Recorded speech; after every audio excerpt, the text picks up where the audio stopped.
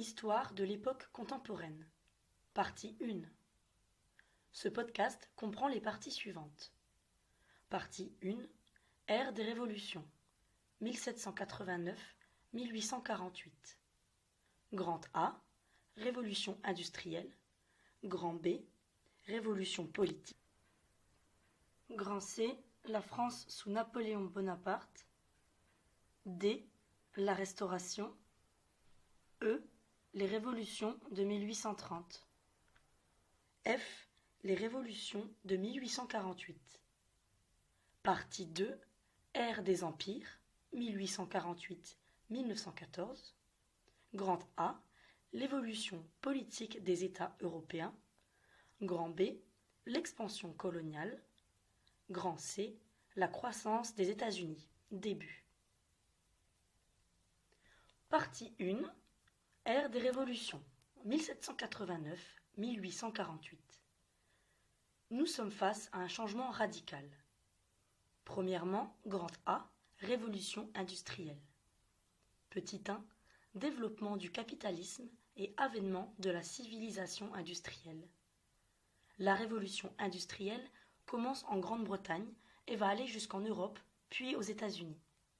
Il va y avoir beaucoup de progrès dans les domaines agricoles, technologiques, mais également en ce qui concerne les réseaux et les moyens de communication. Cela va augmenter les capitaux, le salariat. Va se développer une classe moyenne, une urbanisation et des institutions financières. Deuxièmement, les progrès technologiques. On va voir apparaître la machine à vapeur qui transforme l'énergie mécanique en énergie thermique. Ceci permet l'invention des chemins de fer. On voit aussi apparaître le convertisseur de fonte en acier. La question des brevets se pose. L'idée de la garantie de la propriété intellectuelle est vieille. L'idée va être énoncée dans la Constitution américaine en 1787. En 1883, on met en place la Convention de Paris, à savoir la protection de la propriété industrielle. Cela est considéré comme une coopération internationale réussie. Idem pour la fixation des images. C'est une évolution capitale. Voir Niepce, Daguerre, Nadar, Eastman et les frères Lumière. Petit 3. Drame de la condition ouvrière. Nous sommes face à ce moment-là à de longues journées de travail, sans congé, sans jours fériés. Le travail est très répétitif et le salaire est insuffisant. Il y a des accidents du travail, des congés maladie n'existent pas, et le travail des enfants est également de mise. Mise en place du livret ouvrier. Petit 4. Réaction et tentative de révolte. On distingue 3 types de réactions. La révolte, le ludisme. Il s'agit du rejet de la mécanisation en Angleterre. Également la révolte des canuts à Lyon, où les travailleurs se révoltent contre les machines. Je cite « Vivre en travaillant ou mourir en combattant ». Fin de citation. Également un autre type de réaction, la réorganisation de la production. Charles Fourier invente la phalanstère. Il s'agit d'une collectivité qui aurait une exploitation agricole, des logements et de l'amusement. Il pourrait accueillir 400 familles. Toutes tentatives de phalanstère vont malheureusement échouer. À Bruxelles, on distingue la familistère Godin. Saint-Simon également voue un culte aux sciences. Il veut un conseil des Lumières. Pour lui, l'âge d'or est à venir. Enfin, troisième réaction, théorie politique révolutionnaire. Proudhon veut une répartition équitable des richesses et une garantie des libertés individuelles. Je cite « La propriété, c'est du vol ». Il s'oppose donc à Marx par sa théorie anarchiste. Marx et Engels encouragent les prolétaires à prendre le pouvoir. Ils écrivent le manifeste du Parti communiste. Pour Marx, le monde évolue sous la contrainte des conditions matérielles et économiques. Cinquièmement, développement du socialisme et du marxisme. Socialisme et mouvement syndical. En 1870, il y a une intensification des luttes ouvrières. On va donc créer des syndicats. Il va y avoir des grèves qui vont revendiquer la journée de 8 heures, par exemple. Tout ceci va déboucher sur une collaboration internationale. Première internationale est créée à Londres en 1864. Elle va vite se diviser entre les partisans de Marx et Bakounine, qui sont pour le socialisme libertaire. La deuxième internationale apparaît en 1889. Elle est beaucoup plus homogène car elle rassemble le socialisme et le marxisme. La principale revendication est le suffrage universel. L'amélioration de la condition ouvrière. À partir de 1883, en Angleterre est voté des Factories Act, qui fixe à 10 heures par jour le travail des enfants. En France, le travail des enfants de moins de 13 ans sera interdit en 1864. En 1892, les adolescents ont le droit de travailler 10 heures par jour et on fixe l'obligation du repos du dimanche. L'interdiction du travail industriel pour les enfants de moins de 12 ans sera interdite en 1889 en Belgique. Sixièmement, développement de la culture et industrie du coton. Le coton est à l'origine de la création de la manufacture et est le moteur de l'expansion coloniale qui réclame beaucoup de main-d'œuvre, souvent par l'esclavagisme. Matière et technologie importées. Le coton est cultivé en Asie, en Afrique et en Amérique centrale. Il s'agit d'un travail domestique souvent destiné aux femmes. Le tissage est parfois destiné aux hommes. Première manufacture. Elles sont installées à Lancashire au XVIIe siècle. Le coton va être importé par Liverpool. C'est l'origine de la manufacture. Le travail étant domestique, les Anglais sont complètement dépendants des marchands de coton. Révolution technologique. Samuel Gregg va inventer la première filature à force hydraulique. Les collines de Manchester vont être le berceau de la révolution du textile. John Kay invente la navette volante. Crompton, la mule Jelly et Samuel Statter émigrent aux USA. Cela représente une insolente prospérité pour certains. Manchester devient la capitale de la production du textile avec un rendement de 15 à 25%. Il y a beaucoup de mouvements de main-d'œuvre vers les usines. On se tourne beaucoup vers les femmes et les enfants car ils sont moins chers. La nouveauté est la mesure du temps pour consoler le temps de travail. Produit de la colonisation et esclavage. Le coton est importé des pays subtropicaux. 60% du coton importé en Angleterre vient des États-Unis.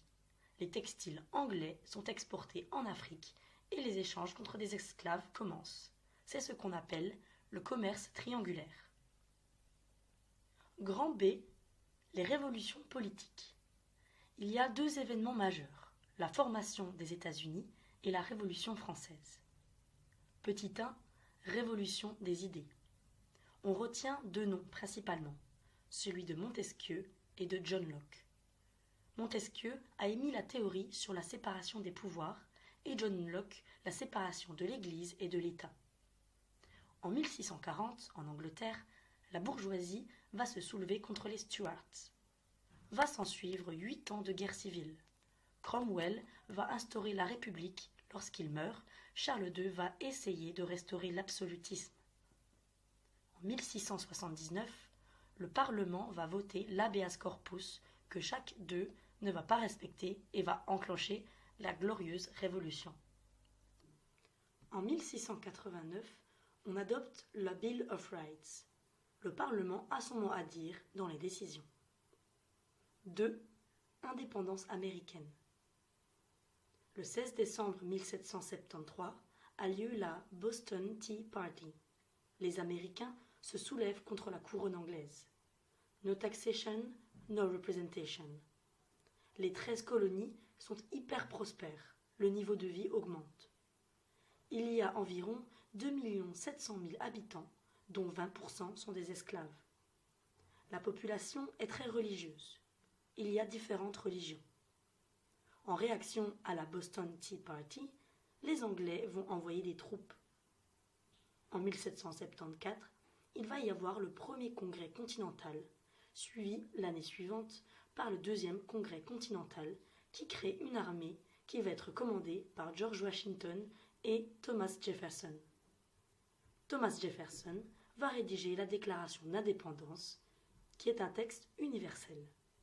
Je cite « Tous les hommes sont créés égaux ». Cela s'applique pour tous les hommes blancs seulement. Il va donc y avoir l'armée anglaise contre l'armée américaine qui sera inférieure. Les rebelles américains vont avoir l'aide de la France, dont Lafayette et Rochambeau. La bataille du Yorktown va être très décisive. Le conflit va se finir avec le traité de Paris, dans lequel l'Angleterre reconnaît l'indépendance, et les 13 colonies vont rédiger une constitution qui est d'ailleurs toujours en vigueur aujourd'hui. Petit 3. Révolution française. Voir fiche. Grand C. La France sous Napoléon Bonaparte. Ici, on retient deux périodes très importantes, le consulat et l'Empire. Petit 1. Le consulat, de 1799 à 1804. Napoléon gouverne par plébiscite. La Constitution est alors soumise au peuple. Napoléon est le seul à avoir le pouvoir exécutif. Il est le premier consul à vie. Le pouvoir législatif, lui, est composé du Conseil d'État, du Sénat et du corps législatif. En 1801, le pape Pie VII et Napoléon vont signer le Concordat. L'Église accepte la perte de ses biens. En échange, l'État restitue les édifices du culte pour le culte et reconnaît que la religion majoritaire en France est le catholicisme. L'Église va tout de même être soumise au pouvoir public.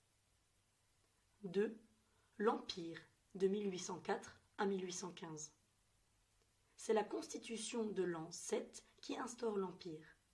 Napoléon s'autosacre lui et sa femme en tant qu'empereur et impératrice le 2 décembre 1804. Cette période va apporter beaucoup d'innovations. Deux événements majeurs, les guerres napoléoniennes et la défaite de l'Empire. Pendant les guerres napoléoniennes, il va y avoir beaucoup de guerres qui vont être modernisées, notamment par l'emploi de l'artillerie. Il va tout de même y avoir entre 2 500 000 et 3 500 000 victimes. Défaite de l'Empire. Les Alliés vont emporter la bataille de Leipzig. Paris tombe fin mars 1814. Napoléon va alors s'exiler sur l'île d'Elbe pendant que les Alliés restaurent la monarchie. Pendant 100 jours, Napoléon revient et il va y avoir une bataille, celle de Waterloo, pendant laquelle Napoléon va mourir. Grand D, la Restauration.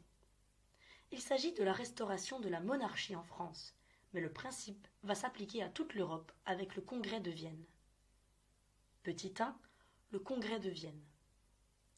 Il s'agit d'une conférence composée d'une centaine de représentants européens qui a lieu du 1er octobre 1814 au 9 juin 1815. Le but est d'établir un équilibre en Europe et une ère nouvelle. Les principes qui y triomphent ne sont pas très modernes. Le traité de Paris I ne concerne que la France, mais le deuxième va aussi concerner les Alliés et va être beaucoup plus dur. La France va revenir à ses frontières de 1790 et va devoir payer des indemnités de guerre. Le 25 septembre 1815 est signé le traité de la Sainte Alliance entre la Russie, l'Autriche et la Prusse, ce qu'on appelle la Sainte Trinité. Mais ce traité est ouvert à tous. En novembre, on signe le traité de la Quadruple Alliance avec la Grande-Bretagne. En 1818, la France va joindre le traité et créer la Quintuple Alliance. Les puissances vont être chargées de maintenir l'ordre établi, à savoir restauration dynastique, principe de monarchie et reconfiguration de l'espace européen. Il y aura deux factions extrêmes, les ultras, qui sont pour la réinstauration de l'Ancien Régime, et les libéraux, qui s'opposent au traité de 1815. Petit 2, France et Restauration. Il y a ce qu'on appelle le retour des Bourbons. Louis XVIII va régner de 1815 à 1824, avec comme chef de gouvernement Talleyrand. Charles X va lui succéder de 1824 à 1830. Sous Louis XVIII, la monarchie va être constitutionnelle, mais sans parlement. Grand E, les révolutions de 1830. Petit 1, la France et la monarchie de Juillet. Le roi va tenter un coup d'État qui va mener à une révolte de la bourgeoisie et des grèves de commerce et manufacture. Les jours du 27, 28 et 29 juillet sont connus sous le nom des Trois Glorieuses. Les députés libéraux et monarchistes vont en effet prendre la révolte en main et vont proposer à Louis-Philippe d'Orléans de monter sur le trône. Il sera roi des Français et non plus de France. Il va devoir renoncer au principe de monarchie. Une forte opposition républicaine se forme à ce moment-là. Petit 2, Révolution belge. Elle va être fortement influencée par les Trois Glorieuses. Le roi va gouverner par arrêté. Il va y avoir des éléments de continuité, tels que la poursuite du développement industriel, l'approfondissement de la centralisation et de la laïcité. Mais il va également y avoir des éléments de rupture, tels que la nouvelle politique linguistique et le corps enseignant. Cela apparaît à l'époque où la France contenait la Belgique dans son territoire. Il va y avoir une forte opposition libérale. La Révolution va commencer en août 1830, dans un contexte de crise économique. La Révolution est d'abord populaire et va être canalisée par la bourgeoisie. En un mois, on va installer le gouvernement provisoire qui va instaurer des institutions très libérales. Le royaume des Pays-Bas, lui, est une construction européenne. La neutralité du pays va être décidée et garantie par les grandes puissances. Petit 3, l'insurrection polonaise. À la fin du XVIIIe siècle, la Russie, l'Autriche et la Prusse démembrent la Pologne.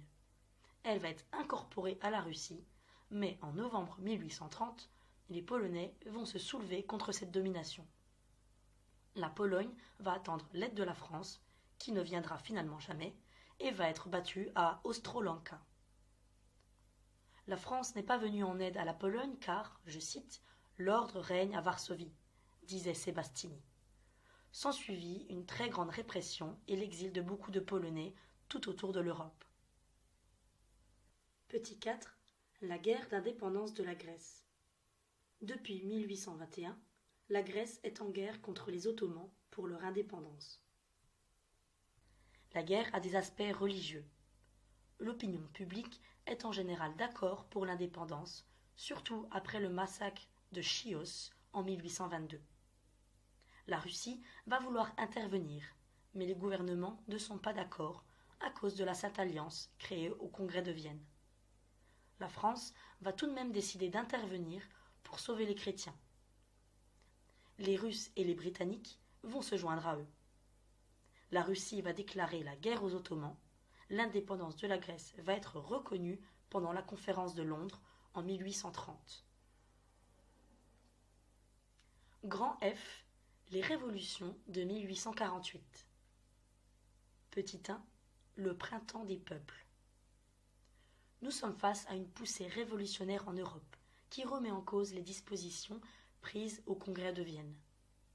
Il y a deux axes, ceux qui revendiquent la liberté et ceux qui revendiquent l'exaltation de la nation. Les États allemands vont fuir à Francfort où ils vont rédiger une constitution, mais l'unification voulue n'aura finalement pas lieu. En Italie, différents États vont rédiger une constitution et vont alors proclamer la République. Les contre-révolutions vont triompher. L'armée autrichienne, prussienne et française vont réussir à mater les révoltes. Petit 2. La République en France.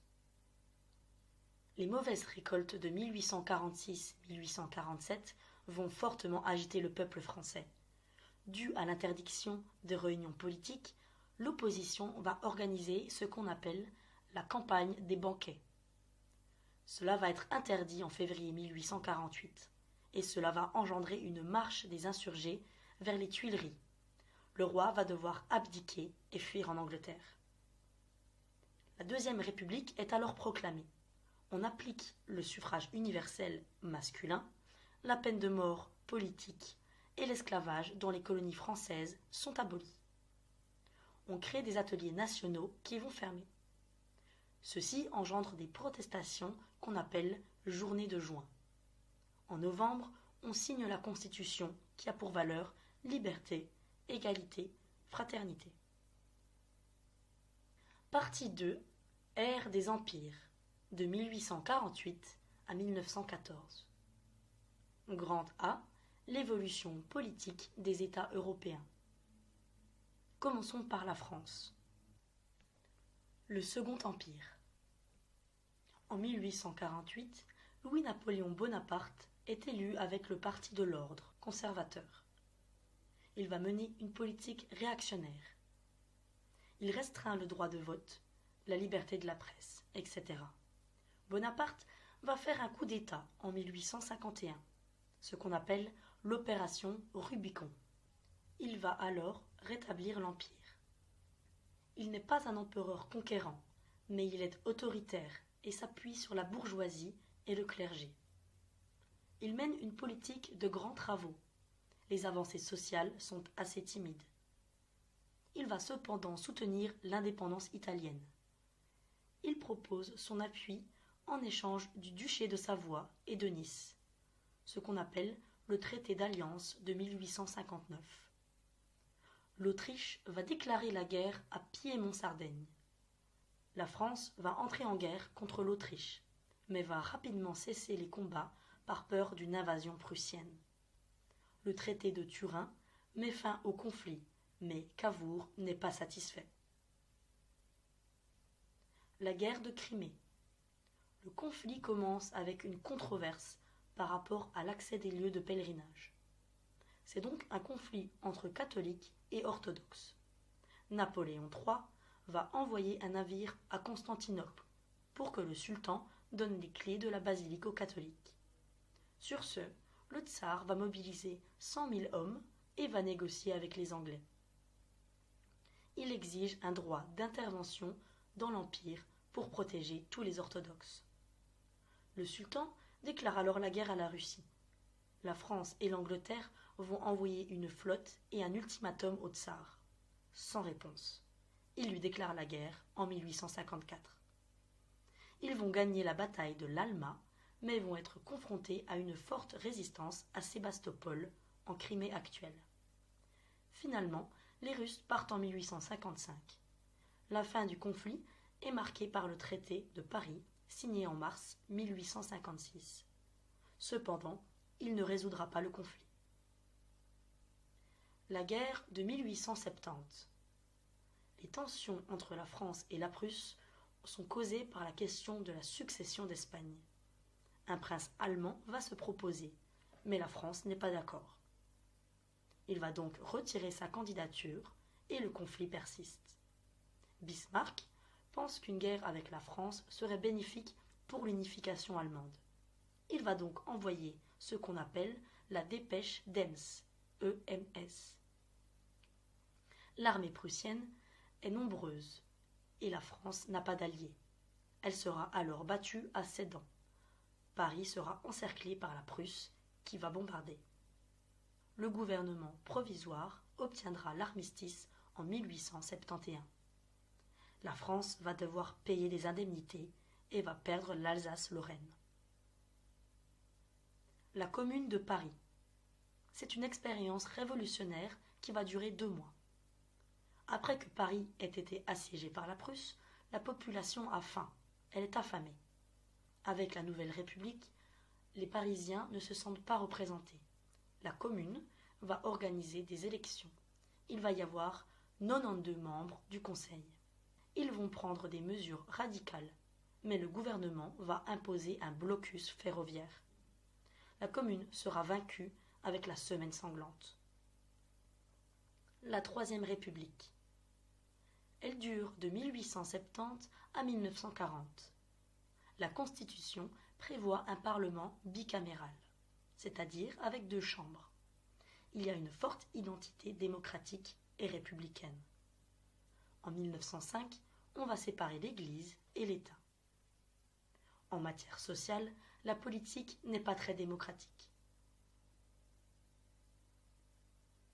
Grand 2. L'unification italienne. Plusieurs parties de l'Italie vont se rattacher au royaume de Piémont-Sardaigne après la guerre franco-prussienne de 1860. Pendant l'expédition des 1000 chemises rouges, Palerme et Naples vont être prises. En janvier 1861, on va élire le premier parlement unitaire. Victor Emmanuel devient alors roi d'Italie. On va être maintenant face à la question romaine. Pie IX s'oppose à l'unification. Le gouvernement va cependant garantir l'autonomie des États pontificaux et la capitale va être mise à Florence. La défaite du Second Empire va favoriser la prise de Rome. Grand 3. L'unification allemande. Bismarck est la figure la plus importante de l'unification. L'Empire allemand est proclamé en 1871. Le nouveau régime va mener des combats contre les catholiques et les socialistes. Grand 4. L'Angleterre victorienne et la question de l'Irlande. En 1800, l'Union Act unifie le royaume de Grande-Bretagne et l'Irlande. Les Irlandais vont dès lors nourrir un principe d'indépendance inspiré par la Révolution française. Grand B. L'expansion coloniale. 1. Indépendance des colonies américaines. Des mouvements d'indépendance vont secouer l'Amérique espagnole et va mettre fin à la domination espagnole. Il va y avoir des guerres de libération ainsi que des guerres civiles. À Haïti, par exemple, c'est le deuxième pays à obtenir son indépendance, qui est aussi inspiré de la Révolution française. Les révoltes d'esclaves commencent en 1871, menées par Toussaint Louverture. Ce dernier est soutenu par l'Espagne. Quand la France va abolir l'esclavage dans les colonies, Toussaint Louverture va se relier à eux et deviendra gouverneur général et général de l'armée. Une fois rétabli, il reprend les armes. L'indépendance va être reconnue par la France en 1824. 2. Expansion française. L'empire colonial français se développe sous la Troisième République en Afrique et en Indochine. Le cas du Mexique.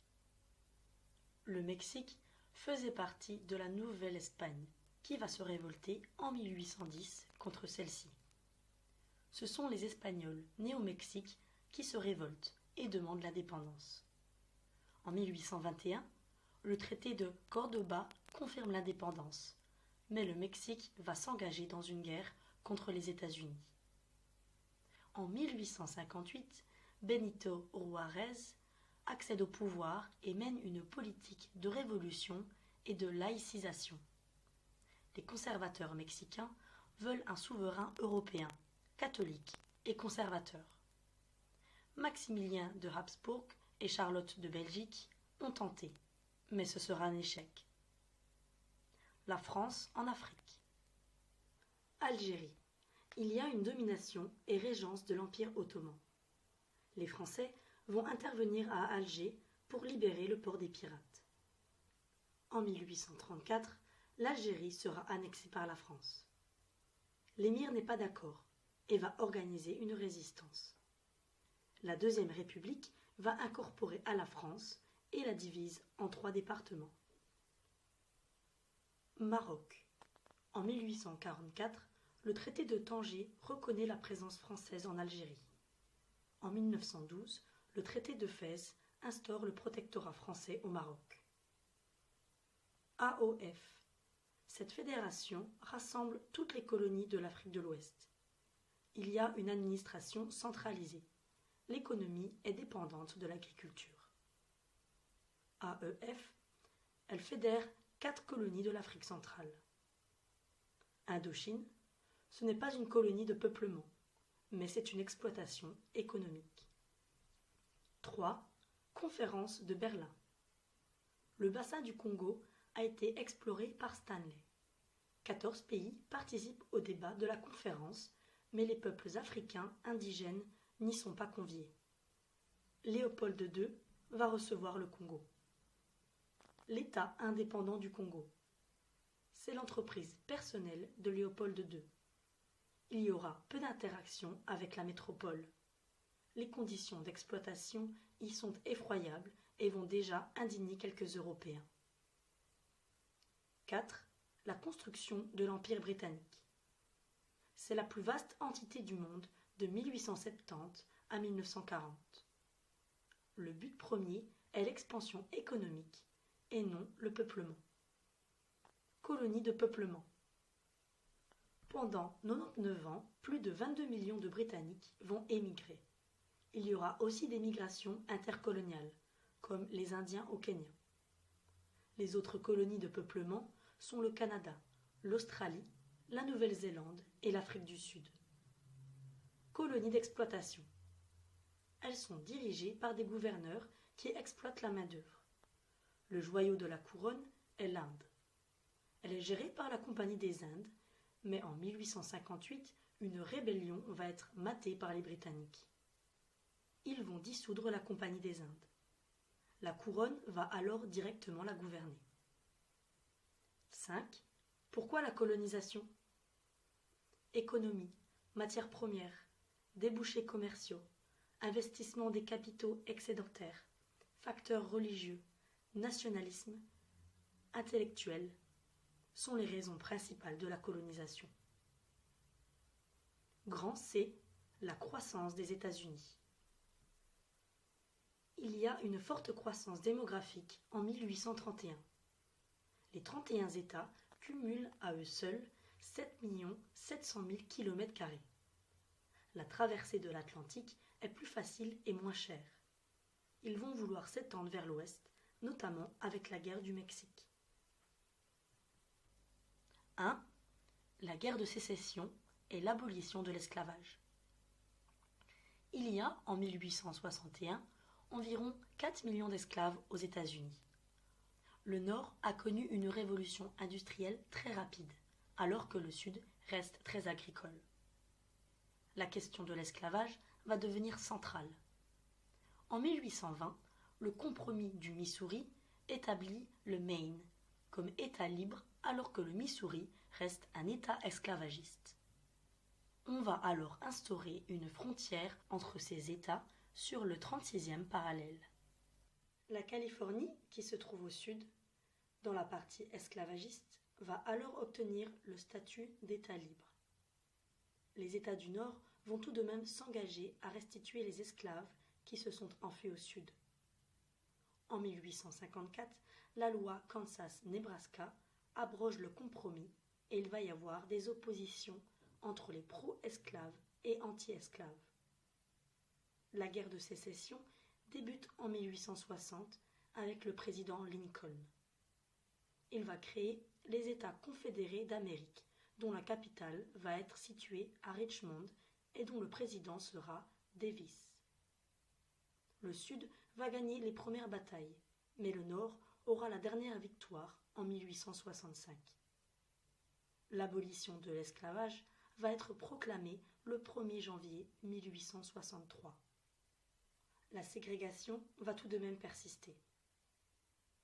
2. La conquête de l'Ouest. La guerre finie, les Américains vont se tourner vers l'Ouest. On va installer le premier chemin de fer transcontinental entre Sacramento et Omaha. Cela facilite l'envoi des soldats pour protéger les colons envoyés à l'Ouest. En 1862, le Homestead Act va permettre aux familles occupant une terre depuis plus de 5 ans d'y fonder leur propriété privée.